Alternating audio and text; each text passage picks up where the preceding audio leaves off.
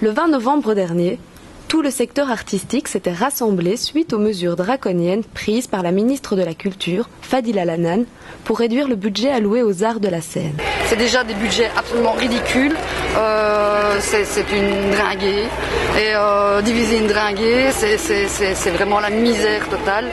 C'est une catastrophe absolue pour la démocratie d'un pays qu'on n'investit pas dans la culture, surtout en temps de crise. C'est justement le moment le plus important d'investir dans la culture. En effet, la ministre voulait réduire de 45% les subsides alloués au Conseil d'aide aux projets théâtraux. Le CAPT sert à aider les artistes qui ont besoin d'un appui financier pour lancer un projet théâtral. Le but de cette mobilisation était donc de sauver les aides à la création menacées par ces coupes et de préserver la diversité et le renouvellement de la création artistique en Belgique francophone. On savait à la base en choisissant ces études que ça allait pas être facile, mais pas à ce moment-là, quoi. Là, on nous ampute d'un bras et on dit allez-y. Et la plupart des spectacles qu'on va voir, quand je vois cette année ou l'année passée les spectacles que j'ai vus, la plupart n'auraient pas été réalisables sans les subventions qu'on peut nous enlever, quoi. Donc c'est alertant. Avec moins de budget, les spectacles auront une moins bonne qualité, ce sera plus réduit au niveau des choix et voilà. Et ça permettra moi aussi de faire des expériences. Cette manifestation avait été organisée par le Conseil d'aide, groupe créé dans l'urgence et constitué de porteurs de projets, de comédiens, de danseurs ou encore de musiciens. Les revendications des manifestants n'ayant toujours pas été entendues, le Conseil d'aide a décidé de remettre le couvert en organisant un nouveau grand rassemblement ce 5 décembre. Dès 14h, étudiants, professeurs, techniciens, metteurs en scène, comédiens, directeurs et responsables de compagnie étaient présents devant le siège du gouvernement de la Fédération Wallonie-Bruxelles pour manifester leur colère.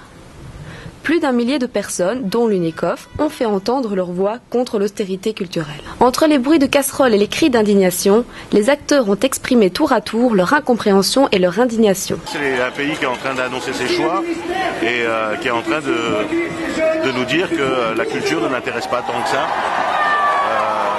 Et que finalement, aller vers un pays moins cultivé, c'est peut-être plus facile à manipuler. L'aide au projet, ça permettait aussi de faire des projets peut-être un peu plus osés, sans se dire qu'il faut absolument rentrer dans les frais rentabilisés, etc. Alors que maintenant, ça va nous obliger sans doute à faire des spectacles rentables, où on sait qu'on aura des scolaires, qu'on aura des gens qui viendront voir, que ce sera efficace et payant. Et la création, ça ne doit pas s'arrêter à ça. Ça ne doit pas s'arrêter à un truc populaire et ça doit pouvoir aller plus loin.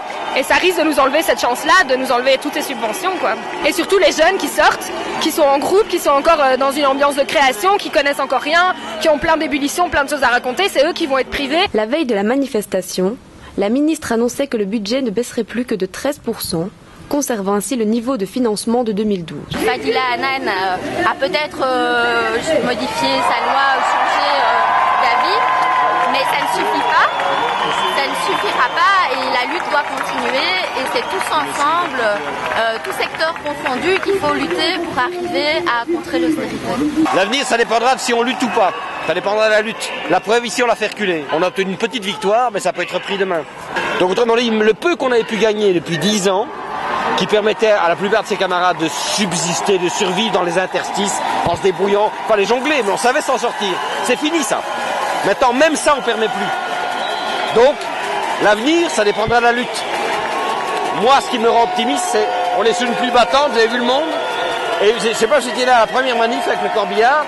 C'est 3 fois plus de monde, c'était noir de monde ici. À l'issue de la manifestation, le Conseil d'aide a été reçu par la ministre. Celle-ci semble ouverte à d'autres solutions. Affaire à suivre.